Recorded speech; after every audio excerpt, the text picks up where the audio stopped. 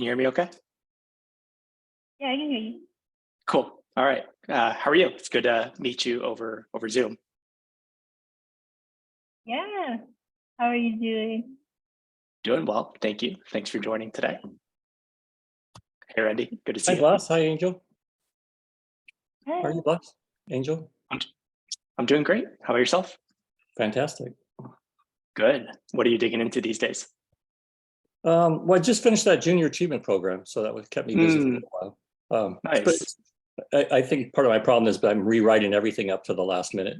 But it came out real well. The end result was good. So Fantastic. Fantastic. Hey, Corey. How are you? Good. How are you doing? Fantastic. Thanks for joining us today. Sure. Beautiful. Well, Corey, we have a few here with us. We'll have a few more kind of trickle in, but we're recording this if that's okay. We don't have to spread it at all if you don't want to, and we can stop recording right now if that's better for you. So before we move on, just let me know if you're comfortable with that, and if not, we'll stop. Yeah, sure. Recording's fine. I don't have an agenda for this or anything, so you're not sure how we're going to proceed, but I'm ready for anything. Blas is ready. Perfect. Yes, I'll do my best to be a guide here, Corey. So, yeah, thank you for taking the time. As we got connected through Vlad, just really quick background on myself and this community. Again, my name is Blas. I started the Lattice work a few years ago, and it's the attempt to make these multidisciplinary ideas a little bit more actionable and interconnected, and not just kind of have it be a bunch of hand wavy stuff that might sound good, but hard to know sort of how to act on it. That's my goal, at least. So we're a few hundred people from around the world, all sorts of different backgrounds and use cases for these ideas. And that's how I got to know Vlad. So he connected us a few months ago initially, and today would just love to have a informal, fluid discussion with you about things that you're interested in. And, I would guess that is, innovation, entrepreneurship, decision-making, problem solving. But I'd love just to kind of level set and to fill in the community a little bit, sort of a little bit of background, and then we can dive in from there. Sure. Well, first off, what I do, sort of my day job, is I'm the dean of the Price College of Business at the University of Oklahoma. We're a comprehensive business school and a R1 research intensive university. We have 5,500 students that cover the groundwork from undergraduate all the way to PhD students, 200 faculty and staff. I'm an academic largely by training, did a PhD at NYU in management, but actually most of my training is in economics. I've had various academic jobs, University of Washington, HEC Paris, McGill University, over the last couple decades. And then I'm here from a research standpoint and things that are of interest to me. Blas, you sort of got them right the first time. Yeah. Problem solving, especially complex problems in organizations, decision-making, innovation. Those are things that I both research and have taught in the last couple decades. So hopefully that gives you a sense of who I am and what I do. Yeah, fantastic. And definitely don't want to rehash Cracked It. Really good book, just finished it. Really fun to kind of get your perspective on that. So would love to, I guess, jump right in. So for people who haven't read it, kind of this idea of problem solving, problem defining, and then selling that solution. And would love to hear, your take on, I think just defining the problem seems overlooked in a lot of cases, right? You assume you know the problem and you just kind of dive into it blindly. Talk to us a little bit about problem defining, and then maybe walk us through that process a little bit. Yeah, so you mentioned the name of the book, Cracked It. We wrote that a few years ago. We wrote it initially for an audience of graduate business students, or really graduate students of any stripe that wanted to pursue a career in strategy consulting. My two co-authors and I have various backgrounds. One of them ran the McKinsey office in Paris for a long time before he retired. And so to start, we have this framework in the book. It's a practitioner-oriented book, so you need simple frameworks people can remember. We call it the 4S. Last mentioned the first S, which is state, and then structure, then solve, and then sell. The state piece, the book is largely informed by a lot of research on biases in decision-making and problem solving. And a powerful bias is this desire to sort of use our brains to come up with coherent stories about what's going on, make sense of it that way, and come to a solution. So to Blaz's point, one of the things that often happens is really starting with a well-defined understanding of the problem is often given short shrift, because again, we have these biases that want to propel us to get in a brainstorming group, start generating solutions, and then implement it. And then we realize that we all have very different ideas of what the problem is that we're trying to tackle. So basically the first S is really to try to push back against human nature and pause and ask yourself, hey, do the people that are trying to attack this challenge or problem, do they have a common way of seeing it? So part of the tool and part of the framework is just to fight human nature's desire to sort of jump to a solution and implement it. And that sort of starts with stating the problem. In the book, we have a framework. I have a co-author who loves opera.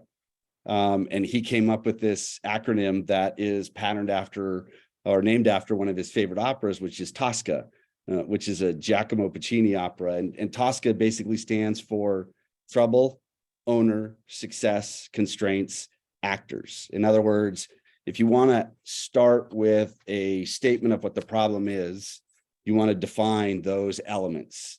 So trouble, that's usually the thing or things that tell you, hey, something's going wrong here. So we've got a problem, right? So if I look at the classic definition of a problem in research literature, it's defined as the current state of affairs. It departs from the desired state of affairs. When I do workshops on this, a lot of times executives will bring me problems. And probably the most common one is, in my company, I have an attrition problem. Okay, so I say, what tells you that you have an attrition problem? What's the trouble? And they'll tell me, oh, attrition is, I'll pick a company that's a company you may have heard of, you may not have heard of, Love's Travel Stops. It's a $45 billion a year company. It's based here in Oklahoma City, completely privately held. Last year, their attrition rate at the store level, the retail level, was 130%. So they're turning over their employee base, more than once per year, completely. Okay. Wow. And I said to this individual, I said, well, what does good look like? What does success look like? He said, well, we'd love to get it down. I thought he was going to say something like 20, 30%. He said, we'd love to get it below 100%. So success for you is turnover of 100%. So again, the trouble that he noticed in his business was their turnover was too high. And in his mind, it was about 40 percentage points too high. And trouble can mean lots of different things, but it's usually, you look at somebody presents you some data, it's a graph, the line's going down instead of up. And whatever that variable is in your brain, it says, well, that current state of affairs, the down arrow, right? Maybe it's sales, maybe it's profitability, whatever, departs from what I would like it to be, which in that case would be going up. So that's the trouble piece. So we're trying to get people to say, what tells me that I have a problem in the first place? And what we find in a lot of our consulting work, and I'm sure many of you can empathize with this, is that depending on who you talk to, they have a very different view of what the trouble is. And that immediately tells you that these individuals who are going to be brought together to solve this have a very different view of what it is they're trying to address, what problem they're trying to solve. So, part of having a template is to force everybody to make their thinking explicit, and then to compare and contrast and hopefully come to some consensus. The O piece, the owner, who owns the problem at the end of the day, who's going to be held accountable for it. In the consulting world, consultants, we don't own the problem. There's some organizational decision maker that owns it. We believe it's important to figure that out and define who that is, just so everybody in the team, if it is a team solving the problem, again, has an idea of who are we actually solving this problem for, who's going to be held accountable for it, who's also going to give us probably a very colored version of what the problem is, because owners often depart from other people that have less at stake in the problem. The S piece is, for me, the most important. What does success look like? So often when we go into consulting engagements, there's a huge variation in terms of what does success look like. So just asking that question and trying to come up with a consensus level answer is going to be key. What are the constraints, right? What are those? And they're usually time, money, people, but beyond that, they're often cultural mores, which make certain solutions off the table altogether, because the cultural norms of the organization, for example, would forbid a particular type of solution from being even considered, let alone implemented.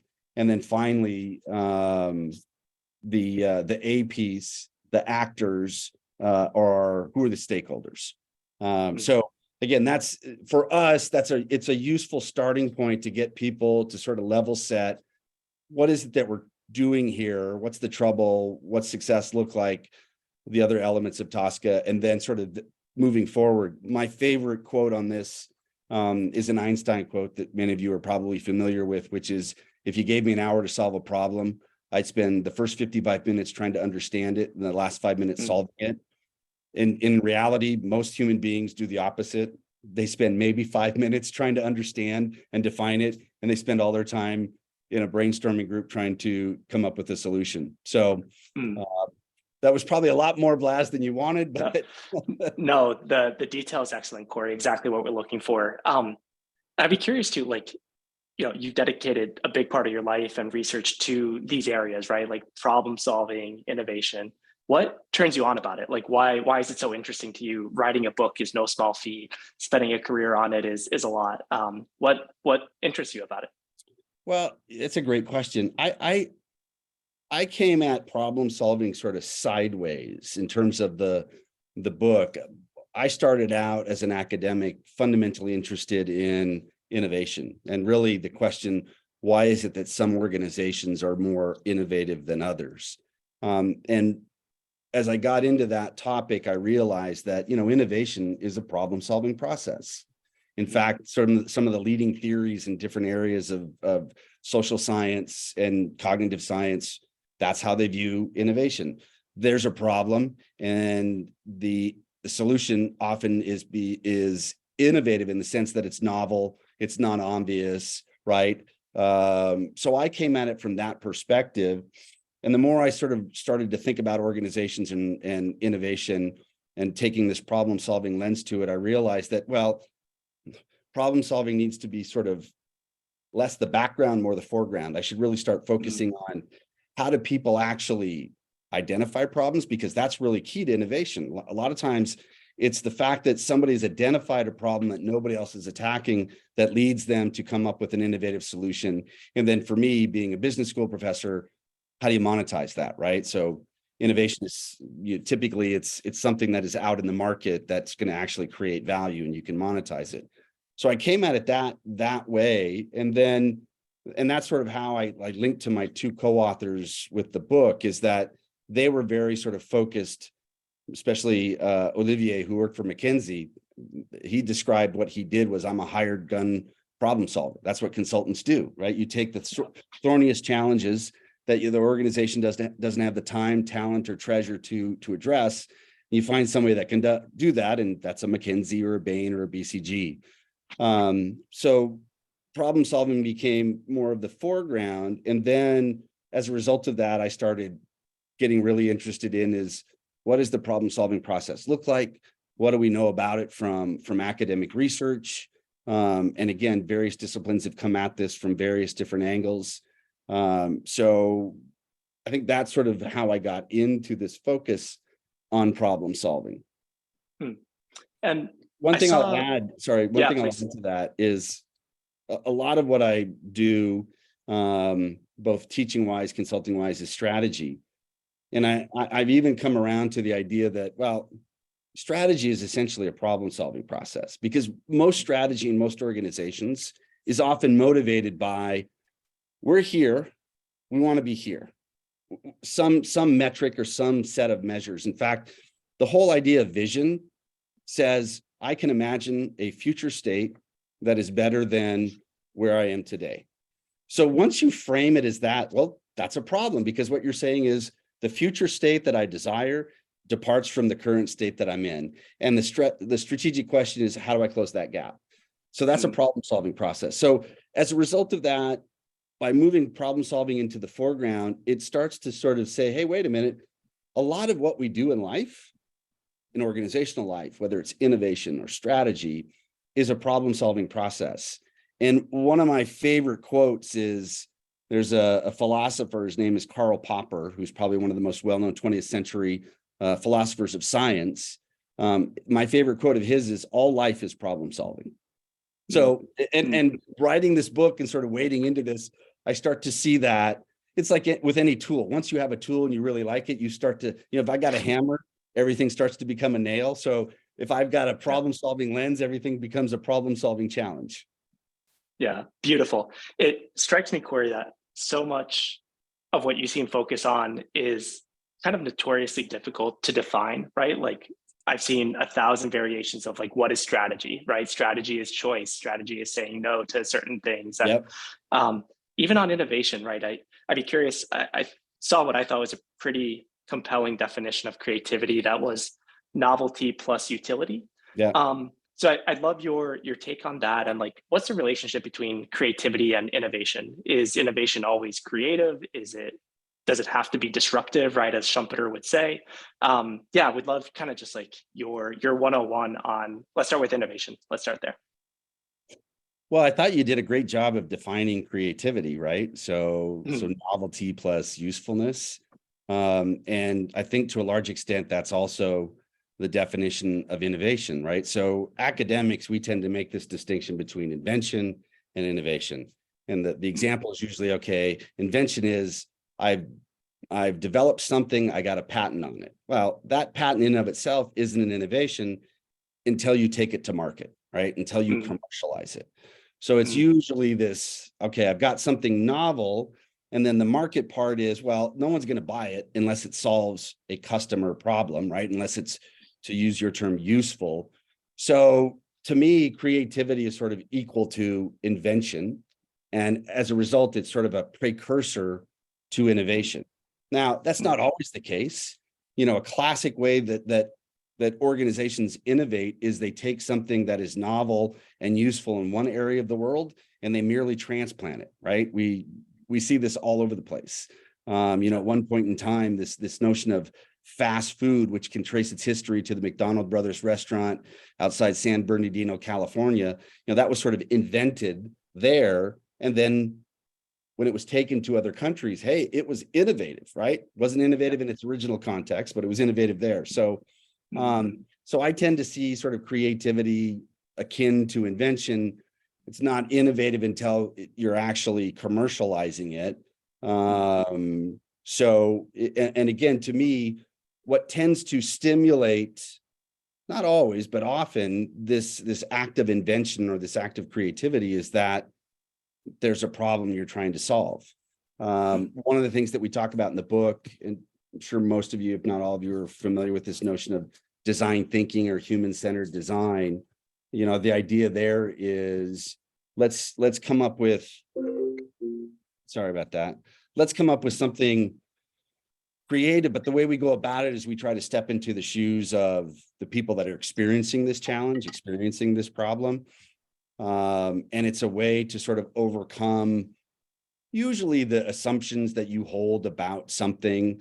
So much of problem solving, I think innovation is about changing your frame of reference and your frame of perspective, and being able to sort of being empathetic and see a challenge or a problem from somebody else's perspective sort of forces you to take your blinders off, right? It opens a new way of looking at a challenge. But again, that's driven by sort of defining this as something's wrong here, something's off. So I need to understand it better. And what can lead to creativity is there's a lot of ways to be creative, a lot of different approaches to being creative. And that's sort of what we talk about in the book. We sort of talk about this very typical consulting approach, which is sort of top-down theory, deductive approach versus more of a bottom-up inductive human-centered design approach. And we talk about how those things can be complementary, when to use them for, when one approach may work better than another approach, and so on. Beautiful. If we move on to strategy, Corey, what do you find people most misunderstand? What's counterintuitive about that from all the work you've done with different companies and teaching it? Are there any themes or patterns you've noticed over time where, wow, most people just don't understand this element of it? Does anything come to mind there?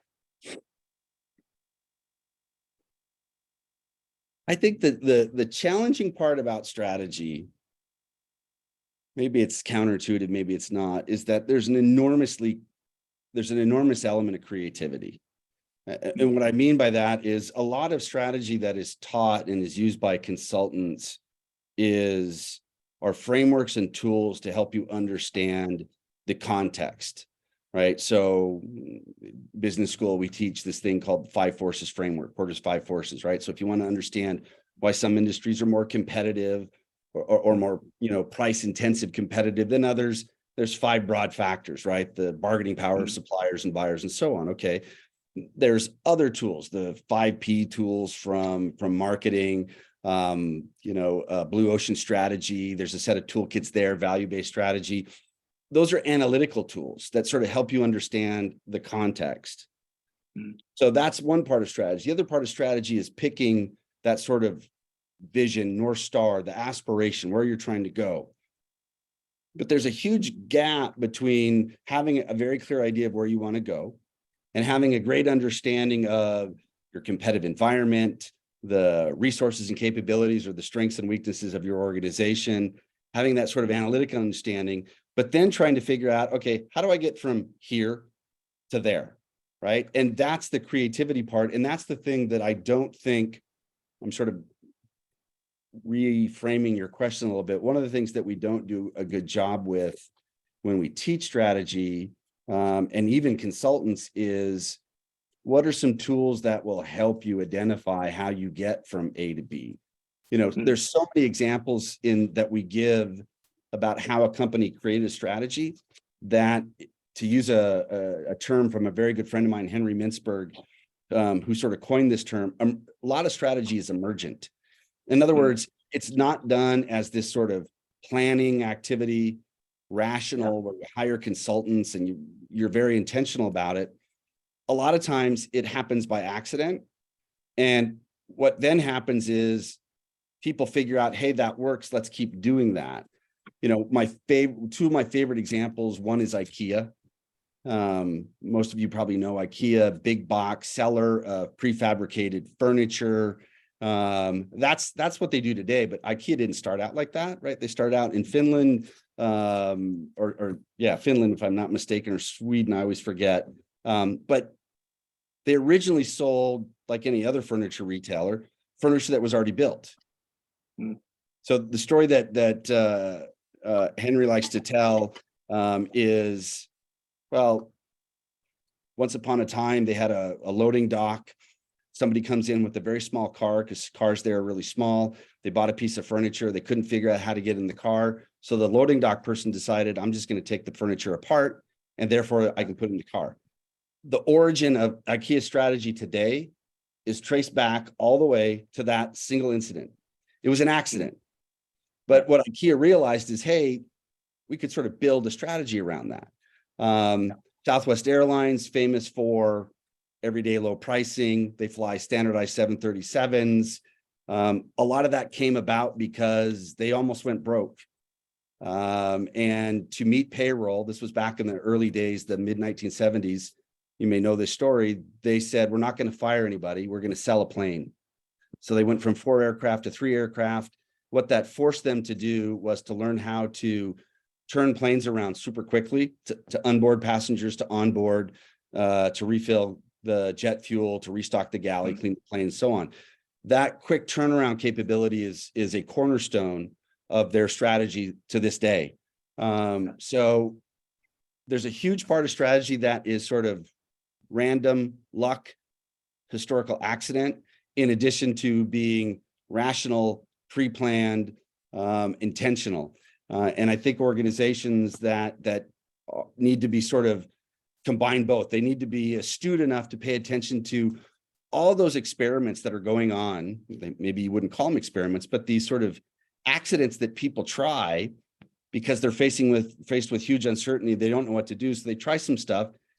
It's finding those things that work and then having the discipline to say, we're going to replicate that systematically. Then it becomes a strategy. So I don't know if I exactly answered your question, Blas, but that's sort of what it strikes me as closer to the truth than some simple, short answer, right? And it really hits home, Corey. You know, I spent 5 years in sort of a manufacturing environment and just enjoying these types of stories and these types of talks. And so much of these things, one, you just rationalize it in hindsight, right? Like, of course, that makes sense now, but it's not that clear in the Right. moment. And also that so many of these ideas, my past boss used to call it touching the medium, that you just have to be close to the customer, close to the problem, and just notice what's happening, right? It's very rare that it's in an ivory tower, just sort of decided top down, like this is the perfect way to do it. And, you know, as a young, you know, in my early 20s, it was such a good lesson that it's really humbling, right? These people have been doing it for 40, 50 years. They just rely on their frontline workers with these ideas like IKEA had, or, hey, this customer's complaining about this. And, you know, those little decisions add up over time. Okay, Vlad gave me a couple other maybe touch points, but anything else on innovation or strategy that we haven't covered that let's just go with something that you're interested in that's top of mind. Well, one of the things I'll say about strategy that I think people sort of lose sight on is that, you know, a lot of strategy is done by consultants. And consultants, what they are is they're great pollinators. In other words, they learn on these projects and they disseminate what they learn from one organization to another. And what that often results in is a lot of companies that have very similar sorts of strategies. And for me, if I think about what is good strategy, and there's a great book written by a guy I know quite well, Richard Rumelt, who's a professor at UCLA, called Good Strategy, Bad Strategy. It's probably one of the best books on strategy you'll ever read. And what Dick talks a lot about is, you know, the fundamental core strategy is uniqueness. And related to that, there's a famous saying in economics called "there are no rules for riches." So if you think about the strategy consultant's approach, I developed a strategy for one company. It seems to work. I'm just going to sell this to everybody else. Essentially what happens is all those companies, maybe if they're in the same industry, they're competing in very similar ways. Whatever economic profits, sort of above normal profits they generate, they're going to be competed away very quickly because rather than being unique, they're all the same thing. So strategy is this search for uniqueness that, you know, consultants can play a role, but this act of creativity that we've been talking about is going to play a huge role. So, you know, sort of always looking through the lens of what is unique that's going to help me create value for customers, that's going to be hard for others to imitate. In other words, how's my uniqueness going to endure becomes the crucible by which we should be sort of judging any sort of strategic decision or strategic recommendation. I think that often gets lost. You know, just the nature, this whole idea of benchmarking, like who's really good at this? Let's go copy them. That's great. That may lead to some efficiency improvements, but it's not going to lead to a competitive advantage because you're just going to be more like them. No. Two things strike me there, Corey. Hey, Vlad, good to see you. With what you're saying there, it strikes me that Apple might be the preeminent example, right? I think they have such a feel for what they do, and they say no to basically everything. They have a few good products, and basically ignore everything else. And I think it was Ben Thompson who had this idea of a strategy credit, where Apple has this closed ecosystem, right? And privacy is not really their main concern, but it plays into their business model and their strength. So they made the whole iPhone about privacy. So long question short. Who's really good at strategy? How can you tell? You mentioned uniqueness, but are there any other signs or things to look out for a company that might have a really clear vision or different way of defining a good strategy? Well, if the question you're asking, what does good strategy look like? I would have an answer for that. Who does it well? I'd be harder pressed to say, and let me say why. One of the things that's always fascinated me with organizations, and Vlad and I talked about this not that long ago, is if you think about most companies, they start out with a single business. They figure out what the business model is. They get really efficient at it and they scale it. And then, they ride that as long as possible. And then the world around them changes. So customer preferences change, technologies change, the legal regulatory environment change, and that great, well-working, profitable business model starts to, sputter. And then the critical challenge for that company is, okay, what's Act Two, right? What is that next new business model? So the reason I'm telling you this story is that most companies are one-trick ponies. They have a single business model. They milk it, they harvest it, and then the world changes and they're not able to adapt and they end up dying. Dying could be bankruptcy, dying could mean they sell off, etc. So I'll reframe the problem slightly differently. Are there companies that have been able to, over long periods of time, come up and develop very different business models and be successful? So for me, that's sort of good strategy in the sense that I'm not a one-trick pony, right? I can develop a way to compete with different businesses, or in the same business, but with different business model over time. They're one company, and there's others that come to mind, but one company that comes to mind until maybe a decade ago was Nokia. So Nokia, definitely a Finnish company. As some of you may know, Nokia started out as a timber mill. So you might say, well, wait a minute, what does a timber mill have to do with wireless handsets and advances in wireless near field communication like Bluetooth, which they invented? Well, it's a story of a company that actually evolved from one business to a slightly related business, but with a very different business model. And we're able to link these well over a century, right? Then they sort of met their match, their last, I would say, big blockbuster product in terms of the wireless handsets. They haven't really been the same since then. But that to me is sort of, when you ask the question, who's good at strategy, it's those companies that are able to adapt and evolve the strategy and even their core business or businesses over time. And it's a relatively rare set, but again, Nokia comes as an example of them. Now, if you're asking the question, what does good strategy look like? Well, there's a few things. Number one is this notion of uniqueness. It is what the company does at the core that allows them to create economic value for customers. Is it easy or difficult to imitate, right? So this notion of competitive advantage. But we can look sort of beyond that and say, good strategy, there's sort of three notions of fit: internal fit, external fit, dynamic fit. So external fit is what the company doing strategically in terms of how they compete. Does it fit with their competitive environment, right? So does it fit with customer preferences? Does it mitigate threats to profitability coming from suppliers with strong bargaining power? Does it mitigate threats coming from regulatory or technological changes? So does it sort of mitigate threats to profitability, and does it take advantage of certain opportunities? And then finally, this notion of dynamic fit, which is what I was just talking about. Does the strategy, is it able to evolve over time and fit with the changing external conditions? The final piece, internal fit, that's the one that I think companies struggle with the most. And what I mean by that is the strategic choices that are made by different parts of the organization. So if we think about it functionally, the choices made by operations or manufacturing, the choices made by marketing, the choices made by support functions like HR and finance, do they complement one another to reinforce and strengthen this ultimate source of uniqueness, or are they inconsistent with one another? And I think that's where companies have one of the biggest challenges that they face. Southwest is a great example of this. So I'll just do it really quick. So I said, one of the things they're really good at is turning planes around. So they do it on average in 15 to 20 minutes. Laz, I think you know this story. So, hey, what's so cool about doing that? Well, the faster you turn a plane around, the fewer planes you need. There's an enormous efficiency advantage that airlines have that turn planes around really quickly. Okay. Now, turning planes around really quickly isn't easy.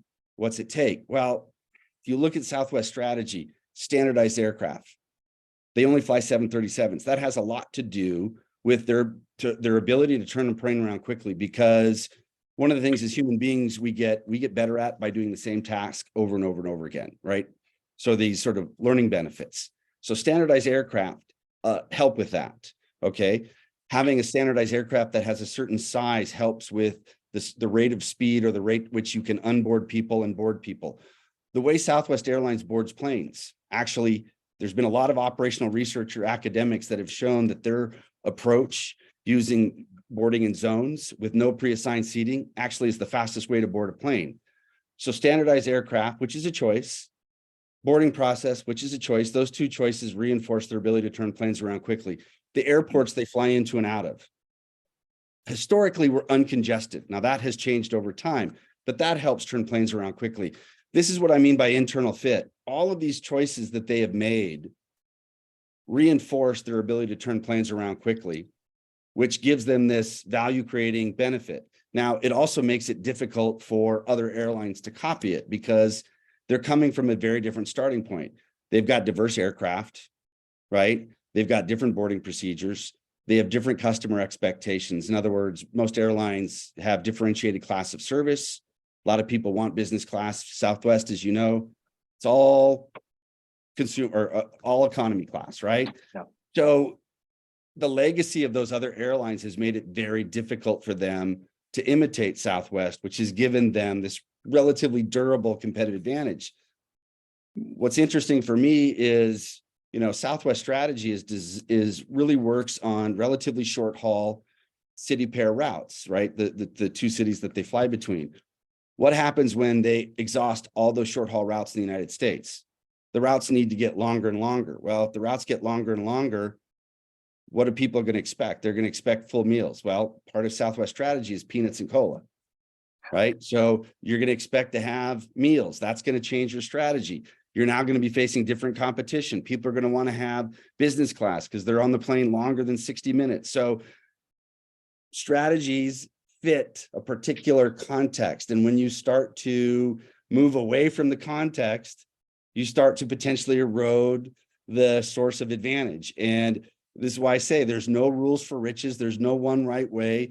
All strategies have inherent limitations or trade-offs. And I think these are the sorts of things that a lot of people don't realize about strategy. It's often, once I find it, I keep doing it the same way. It's always going to be great. Well, not true. Yeah, it's beautiful. I've never heard that internal external dynamic fit. That's really interesting. Yeah, that the trade-off is so big, right? And I think it's, if I remember correctly, Hamilton Helmer's Seven Powers book is one that I've gotten a lot out of. And one of his powers is this idea of counter positioning, right? Where your competition cannot, for some reason, copy what you're doing, right? They already have the routes. They have 10 different types of planes. It's impossible for them to copy it, or so destructive that they wouldn't. Anything to add on that? It seems like it seems like you got animated around this idea. So would love to tap into anything else that you want to talk about. Again, I think one thing that's also useful is, and I mentioned this earlier, this notion of how we frame a particular decision or a particular situation has a lot to do with the solutions you come up with. And to reiterate what I said earlier, I think of strategy as a problem-solving process. How do we get from where we are to whatever our vision or aspiration is? So if I think about the Southwest case, framing was a huge part of what made them successful. I think it's very easy to say, okay, who does Southwest compete against? I think the obvious answer is, well, they compete against other airlines. In the early days of Southwest, they did not frame competition as other airlines. They framed competition as the automobile. In other words, what are we going to have to do to get people out of their car to fly and make money doing so? So, clearly the answer to the question is we got to be extremely low cost to be extremely low price. Yeah. Okay. Well, how do we do that? So when you frame your sort of who's my competition, you can change the frame and it can lead you to a novel solution that you wouldn't have otherwise. And framing the competition as the automobile, right, led to Southwest value proposition, which is one of my favorite statements of the value proposition, which is the speed of the jet at the price of the car, whenever you need it, and with a smile. So that was this, sort of the unique selling prop or value prop for Southwest through most of its life, which meant, hey, yeah, we're competing with other airlines, but who we're really competing with is the car. And if we can get people out of the car, And we can build an organization that supports that, right? In terms of standardized aircraft, in terms of where we locate our gates, in terms of our boarding process, in terms of the people we hire, right? If you're going to turn a plane around quickly, one way is to throw a whole bunch of people at the problem. But again, going back to the customer value proposition of being extremely low price means you got to be super low cost, means you have to be super labor productive. How do you turn a plane around with very few people? Well, you're going to have an extremely collaborative culture. You're going to have to cross-train people. So even these HR decisions, which may seem innocuous, were hugely strategically important. And again, a lot of that had to do with framing it as we're competing against the car, not just other airlines. Love that, Corey. It's so cool. The Netflix comes to mind too. The first time I heard Reed say, it's not other entertainment, it's sleep that we're competing against. It's like, oh wow, like this guy's playing a different game. Like he's thinking about things really differently. The other thing that comes to mind a little bit, I have a good friend who I admire a lot, and his little analogy that might ring true is like, most people maybe think of things in Word where it's just kind of bullets, but you need to think of things as Excel where these things are interconnected, right? So the way you frame it, the strategy you have should have all these downstream effects, right? How you hire, when you hire, the planes you have, et cetera, et cetera. So that, I think strategy is so compelling because it has these potential downstream effects and like how you make a decision, right? And not just, the thing you're talking about, but all the way through the company, which is really cool to see. This was a talking point from Vlad, if we can switch gears a little bit quickly. But he mentioned maybe thinking about AI and sort of the evolution post GPT. And I don't have much context here, so I'll let you run with it in whatever direction that sort of sparks in you. I'm going to move to plug in my computer so I don't die in the middle of this conversation. Perfect. Okay, there we go. Okay, so the question is about AI, right? I think so. And Vlad, if anything there's more any specific? Yeah. Well, so Vlad and I were having this conversation. My previous institution, I was at McGill University in Montreal. And Montreal is, it's one of the world-class research centers for artificial intelligence. And I had the benefit of, still to this day, I work with a startup accelerator called Next AI. And all of these, in order to get into the accelerator, the company at the core technology is artificial intelligence, but the use cases are extremely broad. I was always impressed every cohort with just how creative people were with using, machine learning. Because today, when we say AI, we essentially mean machine learning. Almost all artificial intelligence has its basis in machine learning approaches.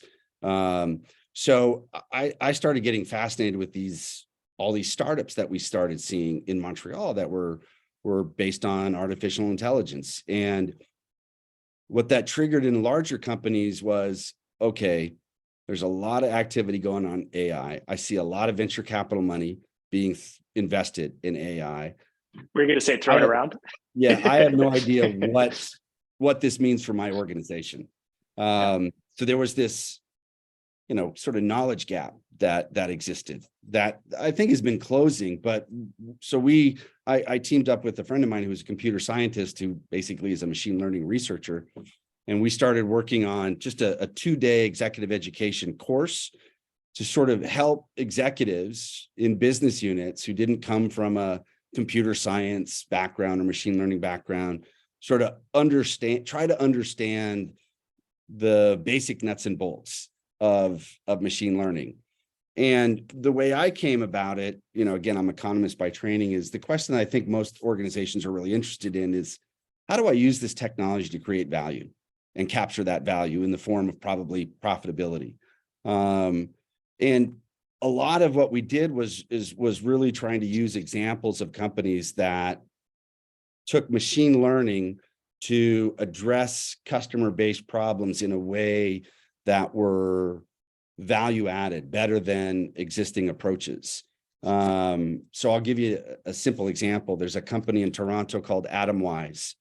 Atomwise is a biotechnology company that started out providing a platform, a technology platform to do drug discovery. And the technology platform was largely based upon machine learning. One of the things, if you're going to develop a drug, and I don't know if I have any pharmaceutical people on the, or life scientists on the call here, but there's this metaphor that's often used of, lock and key, so the lock is basically the disease and the key is the drug. And if you want to understand how to cure a disease, you really have to understand really the design, the configuration of the lock. In this case, how proteins form in sort of a malformed way, and then you're going to send in a small molecule or a biologic that's going to bind it, introduce something that's going to try to repair it. So part of that process is trying to figure out, okay, what of all the potential biological organisms or small molecules, what has a high chance of binding with this particular disease target, okay? So what Atomwise did was they said, well, we're going to come up with a technology platform that actually will reduce the number of candidate drugs that you will have to test through to find one that has high promise. There's what's known as an affinity score or affinity binding score in pharmaceutical research. And what they did was through machine learning, they were able to say for a particular candidate drug and a particular disease target, here is the binding potential on basically a scale of 0 to 100%.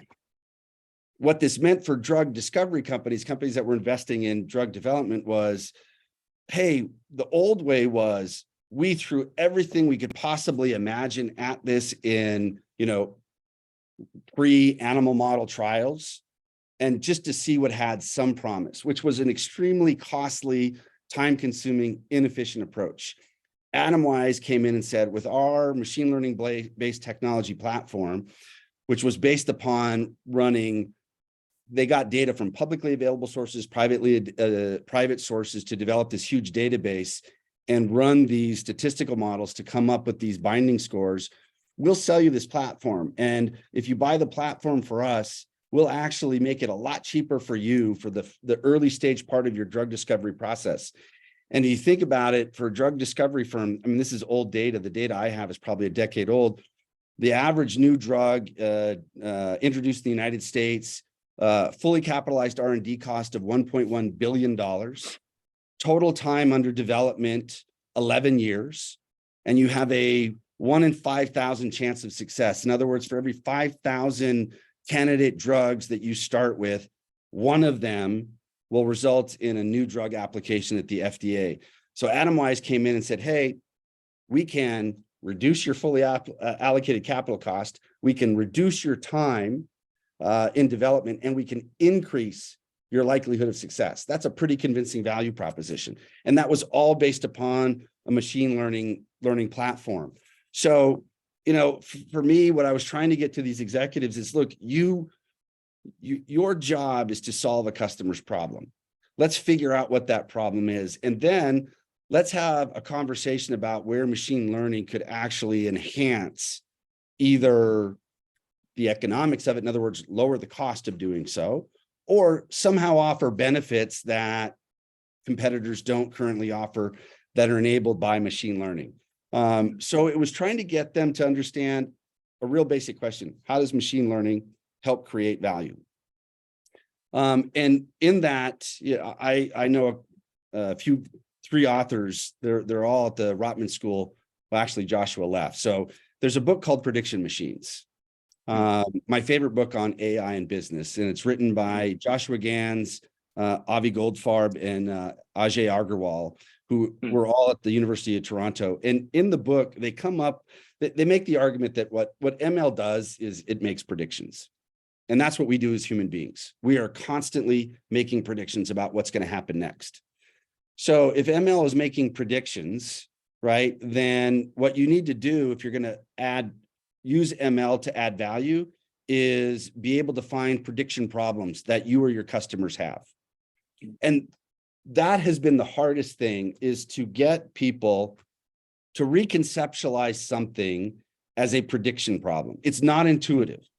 So there's a framework that they have in the book. And that's the thing that I think was probably that in our executive program that we taught for a few years, it was the thing that people struggled the most with, was sort of redefining tasks, because people will often use, well, what do we do? We perform a whole bunch of tasks. Well, what is a task? A task involves a prediction problem, right? Because you're making a prediction about, if I do X, it's going to result in Y, right?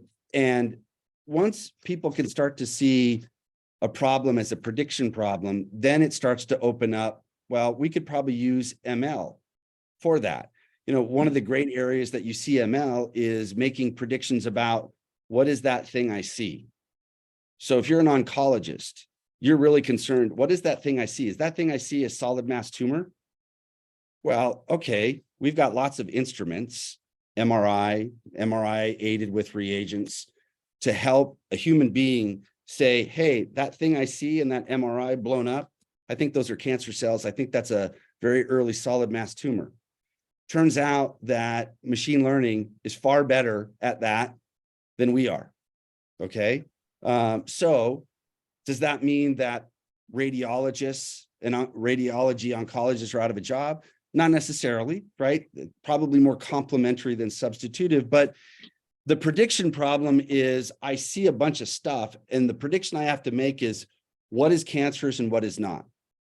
So if I reframe that image recognition as an image recognition problem, then I might be able to, by developing an algorithm based upon training the algorithm on millions of MRI images, many with solid mass tumors, many with not, and train that algorithm to be able to differentiate, I can then use that to probably create value, right?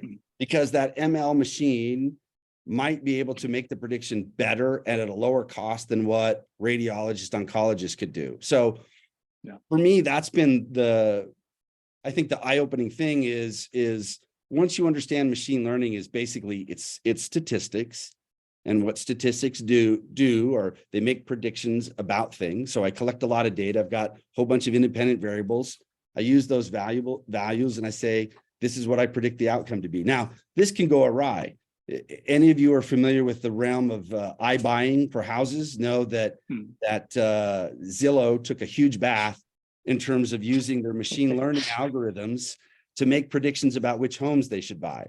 So again, this has been sort of the fascinating thing for me, which is like any technology that comes along, business is going to look at that and ask the question, how can I use this to either lower my costs, increase customers' willingness to pay, or both? In other words, how do I create value with it? AI is just another general purpose technology in a long line of general purpose technologies that have been invented by people. But it requires, I think, a reframing of how we look at the world. The reframing is got to be able to frame it as a prediction problem. And once you do, then you can start to say, hey, can I develop an algorithm that can make predictions that lead to lower costs, better benefits for customers, or maybe both?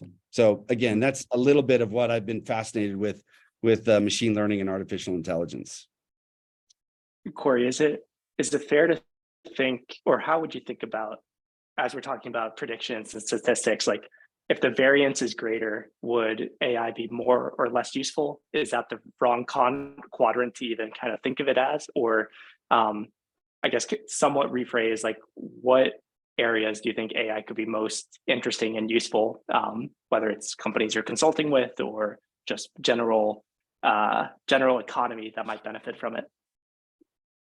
You know, I would be hesitant to even offer a guess because I've been proven wrong. You know, I was exposed to large language models, you know, the chat GPTs years ago. And I talked to a lot of computer scientists at McGill that did work on large language models, and their predictions about when these things could actually provide a human-like experience. In other words, you could ask a natural language question and you could get a coherent natural language answer about lots of things. We greatly underestimated how fast that would arrive. And I think that's largely true of a lot of technologies. In fact, there's an axiom, I forget whose name it is. The axiom is technologies in the short term, the benefits or advantages of a technology are grossly overestimated, but in the long run, they're grossly underestimated. We sort of did the reverse in this case. We greatly underestimated how fast large language models would proceed, because again, large language models, the underlying technology is statistics. You may not think about it that way, but if you've ever done a Google search and you're typing and it offers up that word, that's Google algorithm making a prediction about what word based upon the first letter that you entered, and hundreds of millions of people entering that same first letter, or billions of people, I should say. It's going to make a prediction about what the next letters are, right? That is a large language model. Underlying that large language model is basically statistical based predictions. So what I think we underestimated was the rate of advance that would happen in enabling technologies, such as graphic processing units developed by NVIDIA, for example. There will be huge gains made in that, and that's sort of a core hardware component for these algorithms. Huge gains made in enormous, massive relational databases that actually can collect this data and efficiently organize it. Huge advances made in cloud-based computing, right? The LLM that OpenAI developed was based upon, it ingested the internet. I can't even imagine what that means for a database and graphic processing units to make sense of that, to develop these predictions. So we underestimated this. I'm telling you this story because one of the things that always fascinates me about working with this Next AI accelerator is just the sheer breadth of use cases that people come up with for AI, things that I would have never said, oh yeah, we could use machine learning for that. So I'm not going to make a guess because I know I'll be wrong. I would suffice it to say that we are going to be consistently surprised how extensive machine learning becomes, not just in our work lives, but in our personal lives as well. It's going to happen, I think. I think we're starting to see how quickly that's going to happen. And the extensiveness of it, again, I think we're going to be surprised by how fast and far that it spreads. There's a lot of talk about artificial general intelligence. So this is the notion of, HAL 9000, like it has the cognitive skills of a human being. I still think that's way far out there, because again, once you start to understand that AI is basically statistics, these are dumb machines. They cannot reason on their own. They are limited solely by history. In other words, if the algorithm is developed based upon observations that have already happened, right, then it can never anticipate the future in a way that future events aren't reflected in the data, right? Some of you may remember long-term credit capital 20 years ago that a bunch of banks and the Federal Reserve had to bail out. This is a great example. It basically then, we used algorithm trading, that it was called. That model was based upon, it was trained on decades of financial data.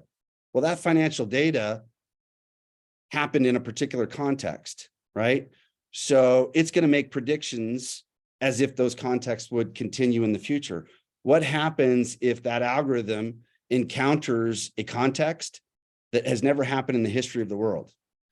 Whatever predictions it makes are going to be wrong, and probably wildly wrong. And that's exactly what happened to the algorithms. And it ended up resulting in trades and positions being taken that lost billions of dollars. And again, almost created a financial crisis in and of itself. So these are the limitations of ML that I don't think we acknowledge, because ChatGPT seems so human-like. And if I can ask it a question because I've got, an audio translator to text, and then I've got it translated back to me. It sounds like I'm conversing with a human being. I very quickly assume, hey, there's a thinking, reasoning actor, and it's not. It's basically statistics. Yeah. I heard an interview with Sam Altman the other day. He's like, maybe I'm weird, but I seem to be one of the only people who refers to OpenAI ChatGPT as it. Like most people give it like he or she, which is super interesting, right? I think we personify it. So Corey, we're above our time. I want to be mindful. Thank you so much for taking time to talk to us today. Really energizing, super fun. Is there, besides pointing to the book, is there anything else you'd want to highlight with us? Anything else you want to point to? Anything else we should go read? Anything at all? Gosh. Well, there's a follow-on. I don't like to plug my own stuff. I'd rather let other people do that. So Blast, thank you for. I'll plug it. I'll plug it. Yeah, don't worry. The book I mentioned, Prediction Machines by Avi Goldfarb, Joshua Gans, and Ajay Agarwal. They have a follow-on book that just came out a few months ago. I'm blanking on the name, but it's great because what I think they missed in the first book about AI, these prediction problems, they try to rectify in the second book. So if you're interested in AI and business and creating value, I would strongly recommend buying that book. And Vlad, if you know the name, unmute and let us know, but I'm drawing a blank on the name right now. I'll follow up. I'll look it up after and put it in the notes. Corey, thank you so much. Super informative, really fun. Thank you so much for the opportunity. I really appreciate it. No, it was a blast. It was a blast. And thank you everyone for joining. Appreciate it. Take care, everybody. Have a great day.